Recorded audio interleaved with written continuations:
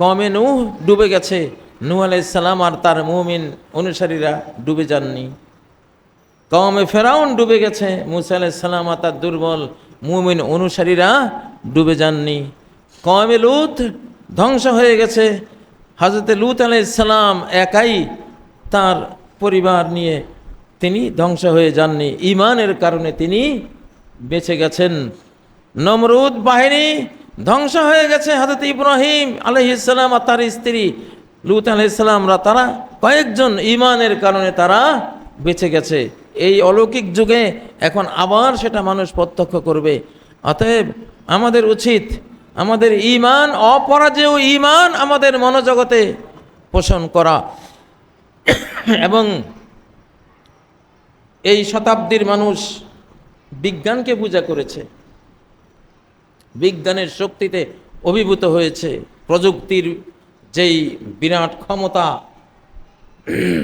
বিভিন্ন সর্বাধুনিক sophisticated weapons, অত্যাধুনিক মারণাস্ত্রের ক্ষমতা, এই সবকে মানুষ মাবুদ বানিয়ে পূজার মতো করছে। এগুলি শক্তিধর কিচ্ছু না, এগুলো দিয়ে কিছুই করতে পারবে না আল্লাহ তাআলার ক্ষমতার সামনে।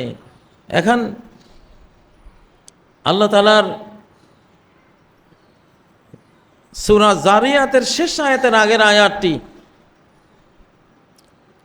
فَإِنَّ لِلَّذِينَ ظَلَمُوا ذَنُوبًا مِثْلَ ذَنُوبِ أَصْحَابِهِمْ فَلَا يَسْتَعْجِلُونَ। জানুব বলা হয় এমন একটা উপগ্রহ যার বিশাল লেজ থাকে, কোটি কোটি স্টেরয়েড মিটিওরের একটা সিলসিলা তার পিছে থাকে পৃথিবীতে মারার জন্য। এটা বায়ুমণ্ডল ভেদ করে ঢুকে পড়ে সৌরজগতে এবং পৃথিবীকে মেরে তছনছ করে দেয়, মানচিত্র পাল্টে দেয়। এটা ট্রিলিয়ন ট্রিলিয়ন পাথরের লেজ নিয়ে আসে, জানুব বলা হয় এটাকে। সেটা যে কোনো সময় পৃথিবীতে আঘাত হানবে।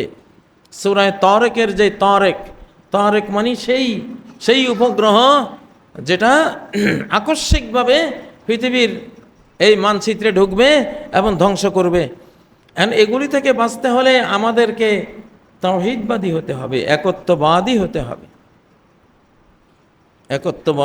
হবে। সবার ঊর্ধ্বে হলেন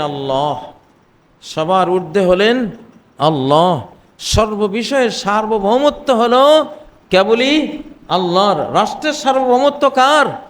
আল্লাহর। আমার আপনার প্রত্যেকেরই সার্বিক মালিকানা, সার্বিক নির্বাহী পাওয়ার এবং কর্তৃত্ব সবার উপরে, সব কিছুর উপরে কার? আল্লাহর। যেহেতু এটা আল্লাহর শতাব্দী, আল্লাহ রসুলগণের শতাব্দী, কোরআনের শতাব্দী, ইবাদতের শতাব্দী এবং আল্লাহর কাছে সারেন্ডার্ড হওয়ার শতাব্দী, অতএব আমাদেরকে এই শতাব্দীর যেই চেতনা, এই শতাব্দীর যেই প্রেরণা, সেটা আত্মস্থ করলে আমরা বাঁচতে পারবো। এছাড়া বাঁচার আর কোনো উপায় নেই আমাদের সামনে।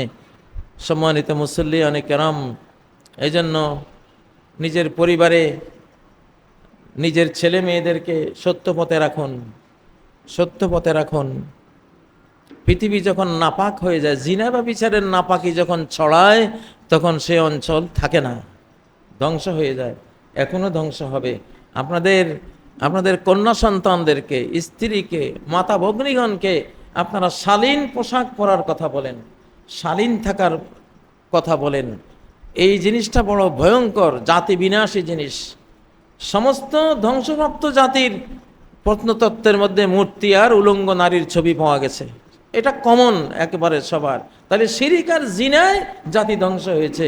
এখনকার পৃথিবীও ধ্বংস হলে এই দুই পাপে ধ্বংস হয়ে যাবে। এই দুই পাপ যেটা এখন সমাজের সর্বত্র ছড়িয়ে গেছে, না মিজা কাসুরাল খাবাস যখন বেড়ে যাবে তখন ধ্বংস হয়ে যাবে। সম্মানিত মুসল্লিয়ানে কেরাম, একজন মানুষের সবচেয়ে বড় উপকার হলো আপনি তার দিনটাকে ঠিক করে দিলেন, তার পরকালে বাঁচার, ইহকালে আল্লাহর আযাব থেকে বাঁচার যে অবলম্বন, তার দিন, ধর্ম, তার ঈমান, তার ইসলাম, তার ইহসান, এটা ঠিক করে দিলেন।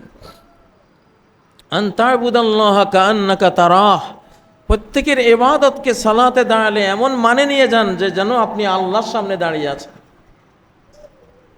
যেন আমি কার সামনে দাঁড়িয়ে আছি?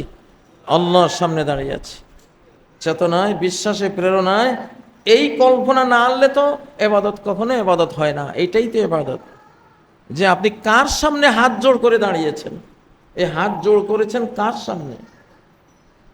এটা সাধারণত এটা হযরত ওসমান হত্যার পর থেকে মুসলমানদের নামাজে যে গভীর আল্লাহর প্রতি তাদের যেই আত্মদর্শন ছিল, কতলে ওসমানের পর থেকে এটা হারাতে হারাতে আজকে তো আমরা বুঝি না আমরা এইভাবে কেন দাঁড়াই। আমরা ঝগড়া করি এইখানে বাঁধবো না এখানে বাঁধবো, না এখানে না নিচে, এগুলো নিয়ে ঝগড়া করি। কিন্তু এটা কেন কেন এইভাবে করজোড়ে দাঁড়ালাম, কার সামনে দাঁড়ালাম? যে মূল আল্লাহ ভীতি এবং আল্লাহর স্মৃতি, আল্লাহকে মনে রাখা, কল্পনা করা, আনতা'বুদাল্লাহ কাআন্নাকা তারা। তুমি তো হাত জোড় করে দাঁড়িয়েছ আহকামুল হাকিমিনের সামনে, জাস্টিস যিনি, বিচারকদের বিচারক যিনি, তুমি তার সামনে দাঁড়িয়েছ করজোড়ে। তাকে কল্পনা করো, সেইটা নিয়ে কোনো বক্তব্য না, কোনো ঝগড়া ফাসাদ নাই। ঝগড়া ফাসাদ হলেও এটা কোথায় বাঁধবো? এটা মানে সব হলো খোলস নিয়া সব আমাদের চিন্তা চেতনা। ভেতরে যে প্রাণ পাখিটা আছে, প্রাণ ভ্রমরা আছে, যে এহসান ইবাদতের সৌন্দর্যই হলো তোমার মনে এটা আসা যে আমি আল্লাহর সামনে দাঁড়িয়েছি। 2 রাকাত পড়লাম, 4 রাকাত পড়লাম, 10 রাকাত পড়লাম, একবারও ভাবনায় আসে নাই যে আমি আল্লাহর সামনে দাঁড়িয়েছি, আল্লাহ আমাকে দেখতে পাচ্ছেন, একবারও মনে আসে নাই। বিশ্রী একটা ইবাদত। এহসান মানে সুন্দর করা, সৌন্দর্যই নাই তার মধ্যে। এই ইবাদতের মধ্যে, এই সেজদার মধ্যে, রুকুর মধ্যে বিউটিফিকেশন বলতে, সৌন্দর্য বলতে কিছুই নেই। আল্লাহ তাআলাকে আকৃষ্ট করার কিছুই হলো না। এটার নাম তো এহসান। এহসান মানে রেনোভেশন, বিউটিফিকেশন, সৌন্দর্য মণ্ডিত করা, সুন্দর করা। তা আপনি ইবাদত করলেন, 10 রাকাত পড়লেন, একবারও আপনার অন্তরে আইলো না আমি করজোড়ে আমার মালিকের সামনে দাঁড়িয়ে আছি, আহকামুল হাকিমিনের সামনে দাঁড়িয়ে আছি, তিনি আমাকে দেখছেন, তিনি আমাকে দেখছেন। আর আমিও একটু কল্পনা করলে অন্তর চোখে আমি তাকে দেখব। আমার এই 2 হাত তারই সৃষ্টি, যেখানে দাঁড়িয়েছি এটাও তার সৃষ্টি জগতেরই একটা পার্ট। যার অক্সিজেনে নিঃশ্বাস নিচ্ছি প্রতি সেকেন্ডে, এটা তারই দেওয়া। হাজারো লাখ ডকুমেন্টস, এভিডেন্স আপনার সামনে আসবে যে আপনার রব উনি তো, উনি তো আপনাকে দেখছেন। আপনি কল্পনা করতে সমস্যাটা কোথায়? আপনি যদি ধোঁয়া দেখে আগুন বুঝেন, গোবর দেখে গরু বুঝেন, পায়ের চিহ্ন দেখে কে হেঁটে গেছে, মানুষ না গরু, এটা বুঝেন। এত হাজার লাখো কোটি চিহ্ন আল্লাহর, প্রত্যেকটা সৃষ্টি আল্লাহর চিহ্ন, আপনি সেই আল্লাহকে বুঝেন না। তাহলে ইবাদত অসুন্দর, কোনো সৌন্দর্য ইবাদতে আসবে না, আসলো না, একদম কুৎসিত কদর্যপূর্ণ হয়ে গেল যদি একবারও মনে না ভাবেন যে আমি কার সামনে, আমি করজোড়ে একজন বিচারক রব্বুল আলামিনের সামনে দাঁড়িয়েছি, আমি আসামি, আমি একজন আসামি। আমার বাবা মা আসামি হয়ে, এটা আইন লঙ্ঘন করে আসামি হয়ে এই পৃথিবীতে ওনারা আকাশ থেকে মহাকাশ থেকে সফর করে এখানে আসছে। তো আমি সেই রব্বুল আলামিনের সামনে, তিনি আমার আরহামুর রাহিমিন, আমি একটু বিনয়ী হলে তিনি আমারে ক্ষমা করবেন ইনশাআল্লাহ। এই শতাব্দী, এহসানের শতাব্দী। এখন এইরকম ইবাদতকারী আল্লাহর বান্দা আল্লাহ বানাবেন, আপনারা সেই কাতারে শামিল হন ইনশাআল্লাহ। সালাতে তো শক্তি, আমর পাবেন আল্লাহর আদেশ, যে আদেশের শক্তির সামনে কেউ টিকে না, সেই আদেশ তো পাবেন আপনি যখন ইবাদতের মধ্যে এহসান নিয়ে আসবেন, সৌন্দর্য নিয়ে আসবেন। আল্লাহ তাআলা আমাদেরকে মুহসিনিনদের কাতারভুক্ত করুন, আমাদের মা বাবাকে ক্ষমা করুন, আমাদেরকে ক্ষমা করুন, জীবিত মৃত সকল মুমিন মুমিনা মুসলিম মুসলিমাকে ক্ষমা করুন। আল্লাহ বাংলাদেশকে রহমত করুন, বাংলাদেশের সরকারকে আল্লাহ তাআলা সাহসিকতা সহ দেশের স্বাধীনতা, দেশের অখণ্ডতা, দেশের নিরাপত্তা রক্ষা করার তৌফিক দান করুন। প্রতিটি মানুষকে আল্লাহ অন্তত 2 বছরের সামরিক প্রশিক্ষণ নেয়ার মতো পরিবেশ তৈরি করে দেন আল্লাহ তাআলা। আমরা দেশ রক্ষার এই লড়াইয়ে আমরা ইনশাআল্লাহ প্রস্তুত হব ইনশাআল্লাহ। আল্লাহ আমাদের সরকারকে সঠিক পথে পরিচালিত করেন। কে বন্ধু কে শত্রু, কাকে কখনো বন্ধু বানানো যাবে না আল্লাহ, তার পিছে সময় দিয়ে তো কোনো লাভ নেই। যারা বন্ধু হবে, যারা পাশে দাঁড়াবে, এমন কারো পিছে যাতে আমাদের সরকার যায়, আমাদের জনগণ, আমরা সেটাই চাই। আল্লাহ তাআলা আপনি তৌফিক দিন। আউযু বিল্লাহি মিনাশ শাইতানির রাজীম। বিসমিল্লাহির রহমানির রহিম।